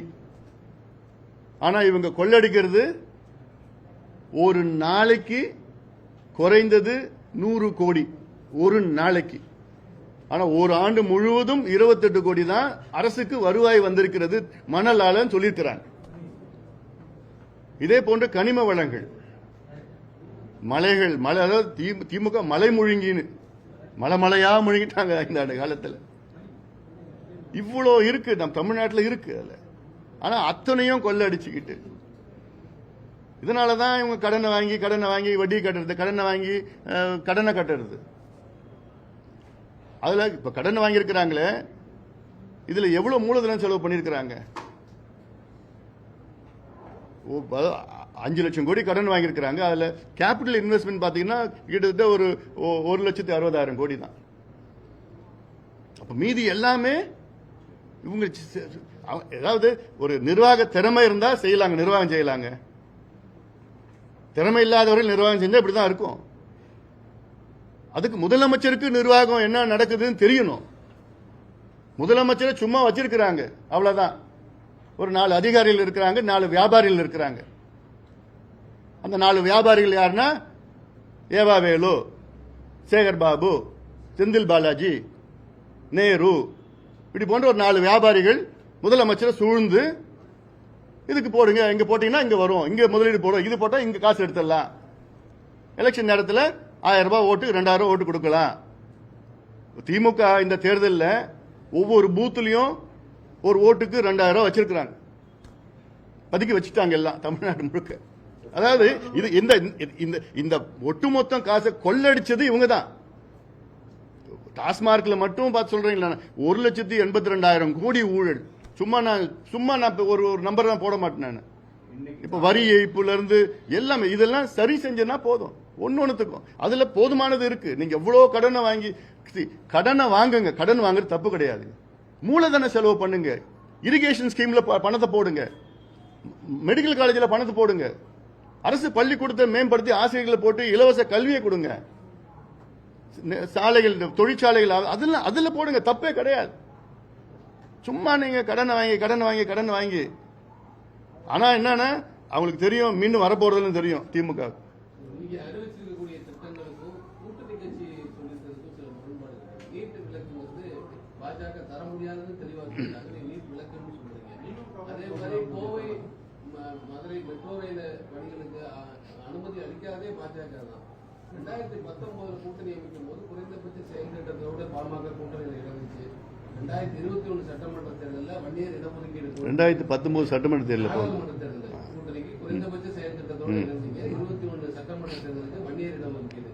இந்த முறை எந்த அடிப்படையில் கூட்டணியில் இறந்திருக்கீங்க? பல முரண்பாடுகள் கூட்டணியில் இருக்கு. ஒரே அடிப்படையில் தான் இந்த கூட்டணி அமைஞ்சது. ஒரே அடிப்படை, இந்த ஊழல் திமுக. இருங்க கேள்வி கேட்டீங்கல்ல, பதில் ஒரு நிமிஷம். உணர்ச்சி வசப்படலாம், ரொம்ப ஓவரா கொடுத்த காசுக்கு அதிகமா போறாங்க. இரு, நான் பதில் வேணுமா வேண்டாமா? பதில் வேணுமா வேண்டாமா? இல்ல சொல்லுங்கப்பா. சொல்லியாச்சு இல்லப்பா, எத்தனை வாட்டி கேள்வி கேட்டுட்டு இருப்ப இதை அவரு இது சண்டி. அதிமுக மேலே வச்சிருக்கீங்க, திமுக மேலே வச்சிருக்கீங்க. ஊழல் காரணத்துக்காக மட்டும் அதிமுக கூட்டணிங்கிறது எப்படி ஏற்றுக்கிறது? வைகோ வந்து எத்தனை ஊழல் குற்றச்சாட்டு திமுக மேல வச்சிருக்கிறாரு? இல்ல நான் சொல்றேன், பதில் வேணுமா வேணாமா? இல்ல நான் வேற என்ன கேள்வி கேட்டேன், பதில் வேணுமா வேணாமா? வைகோ திமுக மீது எத்தனை ஊழல் குற்றச்சாட்டு வச்சிருக்கிறாரு? திருமாவளவன் அவர்கள் திமுக மீது எத்தனை ஊழல் குற்றச்சாட்டு வச்சாரு? காங்கிரஸ் எத்தனை ஊழல் குற்றச்சாட்டு வச்சிருக்குது? கம்யூனிஸ்ட் கட்சி எத்தனை ஊழல் குற்றச்சாட்டு வச்சாங்க? ஏன் விஜயகாந்த் அவர்கள் எத்தனை ஊழல் குற்றச்சாட்டு வச்சாரு? விஜயகாந்த் அவர்கள் கட்சி தொடங்கினதே எதுக்கு? திமுகவை ஒழிக்கணும், அழிக்கணும், ஊழல் அதுக்காக தான் விஜயகாந்த் அவர்கள் கட்சியை தொடங்கினாரு. இந்த கேள்வி அங்க போய் கேளுங்களேன். இல்ல நான் சொல்றேன், ஏன் இந்த கூட்டணி நாங்க அமைச்சோம்னா, ஊழல் திமுக, மக்கள் விரோத திமுக, பெண்களுக்கு பாதுகாப்பு கொடுக்க முடியாத துப்பில்லாத திமுக, சாராயம் விற்கின்ற திமுக, கஞ்சா விற்கின்ற திமுக, கள்ள சாராயம் விற்கின்ற திமுக, அதை அகற்றப்பட வேண்டும். இது தீய சக்தி. 5 ஆண்டு காலம் மக்கள் வாய்ப்பு கொடுத்து விட்டார்கள், படுதோல்வி அடைந்து விட்டார்கள். அந்த ஒரே காரணத்துக்காக தான் நாங்க எல்லாம் ஒன்னா சேர்ந்திருக்கிறோம். எங்களுக்குள்ள கொள்கை வேறுபாடுகள் இருக்கலாம், தப்பு கிடையாது அது. ஆனா இலக்கு என்னன்னா இந்த திமுக அகற்ற வேண்டும். நீங்க அந்த கூட்டணியில் எல்லாமே கொள்கை இல்ல. இப்போ கேரளாவில் கம்யூனிஸ்டும் காங்கிரஸும் என்ன பண்றாங்க சொல்லுங்க தம்பி, பண்றாங்கல்ல? அப்போ அவங்க எல்லாமே ஒரே கொள்கையில வச்சிருக்காங்கல்ல. போப்பா முடிஞ்சு போச்சு. அடுத்தது கேள்வி கேளு.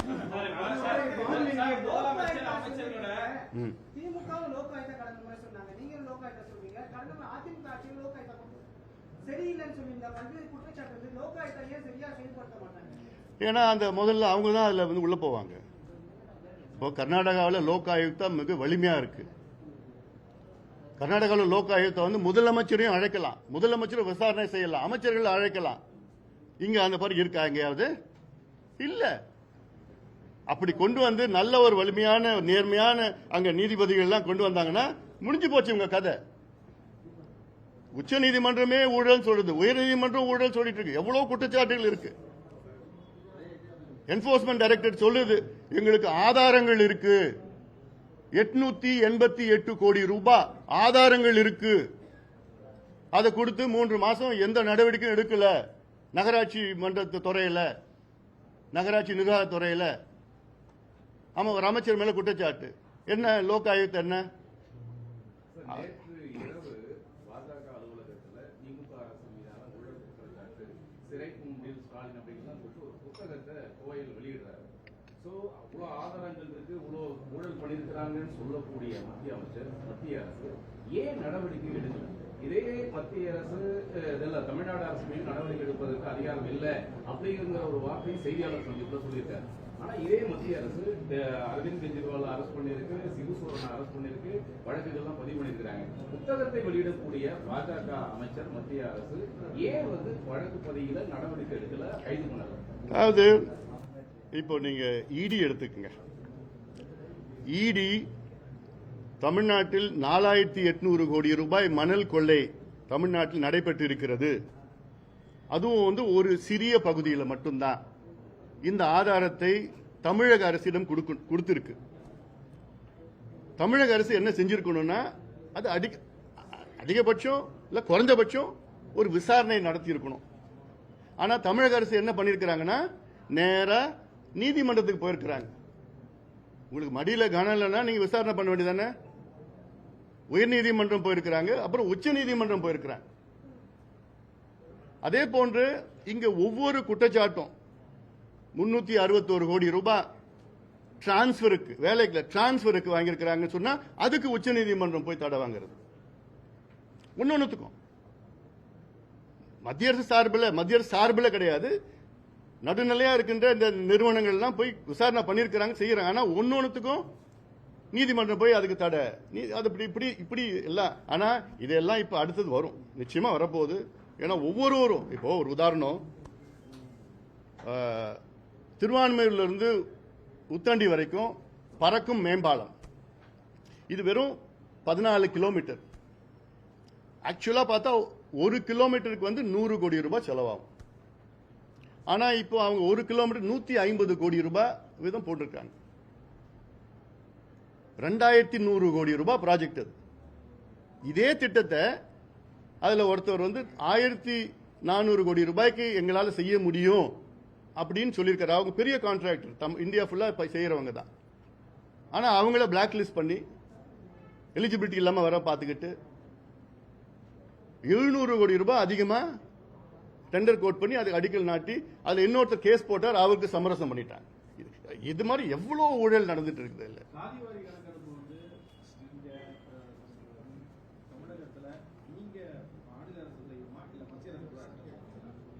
அதாவது மத்திய அரசு இப்ப நேத்துல இருந்து தொடங்கிடுச்சு, வேலைகளை தொடங்கி இருக்கு.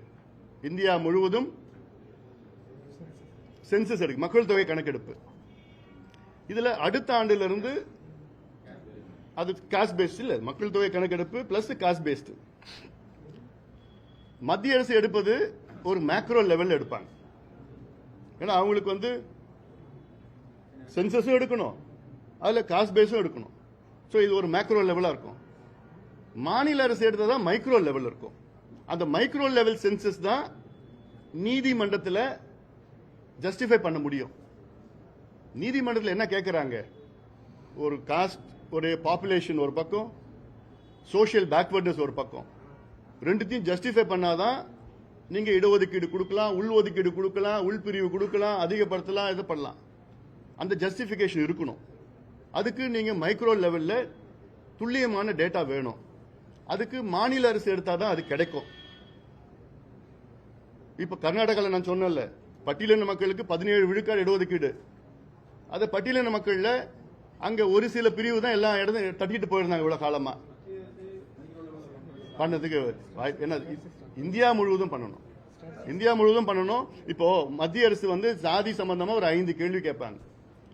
மாநில அரசு எடுத்தா 70 கேள்வி கேட்கலாம், ஒரு ஃபுல் டேட்டா. அண்ட் இன்னொன்னு, இந்த வந்து ஒன்லி ஃபார் ஜாதிக்காக மட்டும் கிடையாது. சமூக நீதி கணக்கெடுப்புனா என்னன்னா, ஒவ்வொரு குடும்பமும் என்ன நிலையில் இருக்கிறாங்க. It is not only for cost, அவங்களுடைய சோஷியல், எக்கனாமிக், எஜுகேஷனல் அவங்களுடைய நிலையை தெரிந்து கொள்வது. அதாவது தமிழ்நாட்டில் 8 கோடி மக்கள் இருக்கிறாங்க, 2.25 கோடி குடும்பம், 2 கோடி குடும்பம் வச்சுக்கோங்களேன். ஒரு முதலமைச்சர் என்ன பண்ணணும்னா 2 கோடி குடும்பம் என்ன நிலையில் இருக்கு, அது அடிப்படை. ஒரு முதலமைச்சருக்கு வந்த உடனே அதை தெரிஞ்சுக்கிறதுக்கு தான் முதல்ல செய்யணும். 2 கோடி குடும்பம் என்ன நிலையில் இருக்கிறாங்க, நிர்வாகம் செய்யறவங்களுக்கு அதுதான் வேலையே.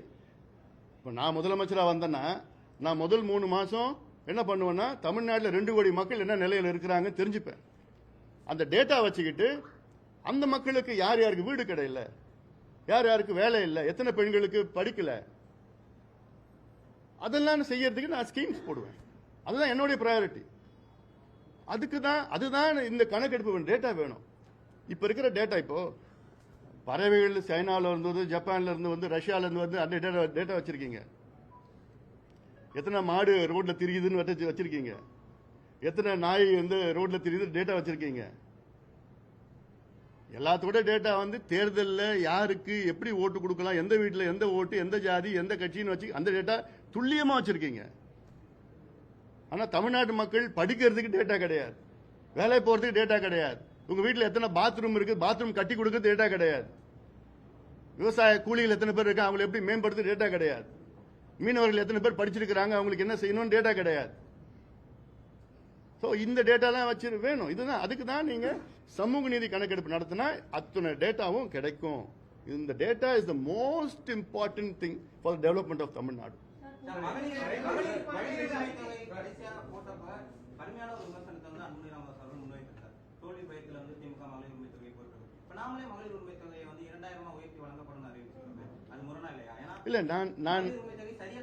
இல்ல நான் வந்து டைரக்ட் கேஷ் பெனிஃபிட் ஸ்கீம் வந்து அதை நாங்கள் வரவேற்கிறோம். Direct cash benefit. இதில் என்னன்னா, திமுக கடந்த ஆண்டு பொங்கல் வந்தது, அப்போ ஏன் காசு கொடுக்கல? அதுக்கு முந்தின ஆண்டு பொங்கல் வந்து ஏன் கொடுக்கல? இந்த ஆண்டு பொங்கலுக்கு மட்டும் ஏன் கொடுக்குறீங்க? தேர்தல். ஏன் கோடை காலம் கடந்த ஆண்டு வரலையா? அதுக்கு முந்தின ஆண்டு கோடை காலம் வரலையா? இந்த ஆண்டு ஒன்று தான் கோடை காலம் வந்ததா? கோடை காலத்தை கருதி 2000 ரூபாய் கொடுக்குறாங்களாம். அப்பா எவ்வளவு பெரிய மனசுப்பா. அப்போ இவங்க நோக்கம் என்னன்னா தேர்தலுக்காக நோக்கம் தான், தவிர மக்களுக்காக கிடையாது. ஒரு பக்கம் நீ பெண்களை கொலை செய்யற, பெண்களை மானபங்கம் செய்யற, பெண்களை பாலியல் வன்கொடுமை செய்யற, பெண் குழந்தைகளை சிதைச்சு கொடூரமான முறையில் கொலை செய்யற, பெண்களுக்கு பாதுகாப்பு கொடுக்க முடியல. இன்னொரு பக்கம் பெண்களுக்கு 1000 ரூபாய் கொடுத்தா 2000 ரூபாய் கொடுத்தா எல்லாம் மறந்துடுவாங்களா? அதை மறைப்பதற்காக செய்யறாங்க. இந்த நேரத்தில்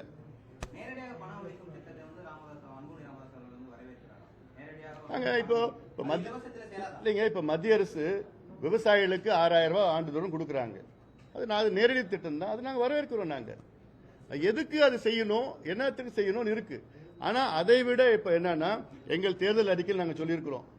இப்போ 2000 ரூபாய் கொடுக்குறீங்க, 3000 ரூபாய் கொடுக்குறீங்க, 4000 ரூபாய் கொடுக்குறீங்க. இப்ப எல்லாம் ஆளுக்கு கொடுக்குறாங்க. இப்போ யார் எவ்வளவு கொடுக்குறாங்க எனக்கே தெரியல, கணக்கு வரல. ஏன்னா எல்லா கட்சிகளும் அது கொடுத்துட்டு இருக்கிறாங்க. எல்லாம் இப்ப கொடுக்கறது இல்லைன்னு அறிவிச்சிருக்கிறாங்க. மக்களுக்கும் குழப்பத்தில் இருக்காங்க. மக்களுக்கும் தெரியல எவ்வளவு ஒரு இருப்பா. ஐயோ ஏன்பா இப்ப யாராவது தண்ணி கொடுங்கப்பா அவருக்கு. பதட்டமா இருக்கிறாரு. அதாவது இருக்கு அதுல. சோ எங்களுடைய நோக்கம் என்னன்னா, தமிழ்நாட்டு மக்களை சுயமரியாதையுடன் வாழ வைக்க வேண்டும். அதுதான் எங்களுடைய நோக்கம். அதுக்காகத்தான் கல்வி இலவசமா கொடுங்க, சுகாதாரத்தை இலவசமா கொடுங்க,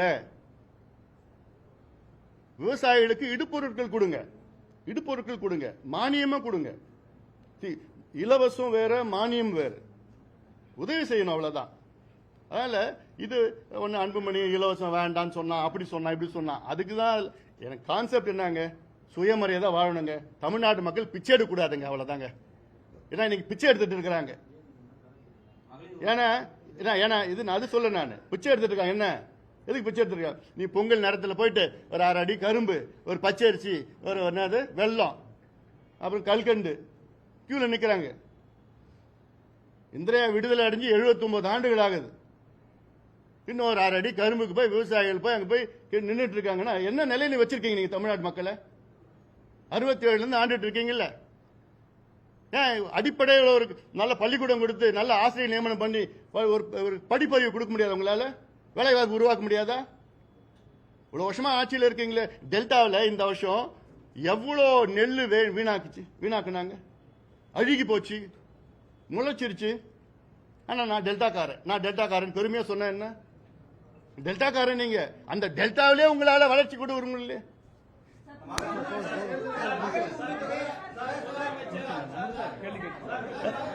நன்றி.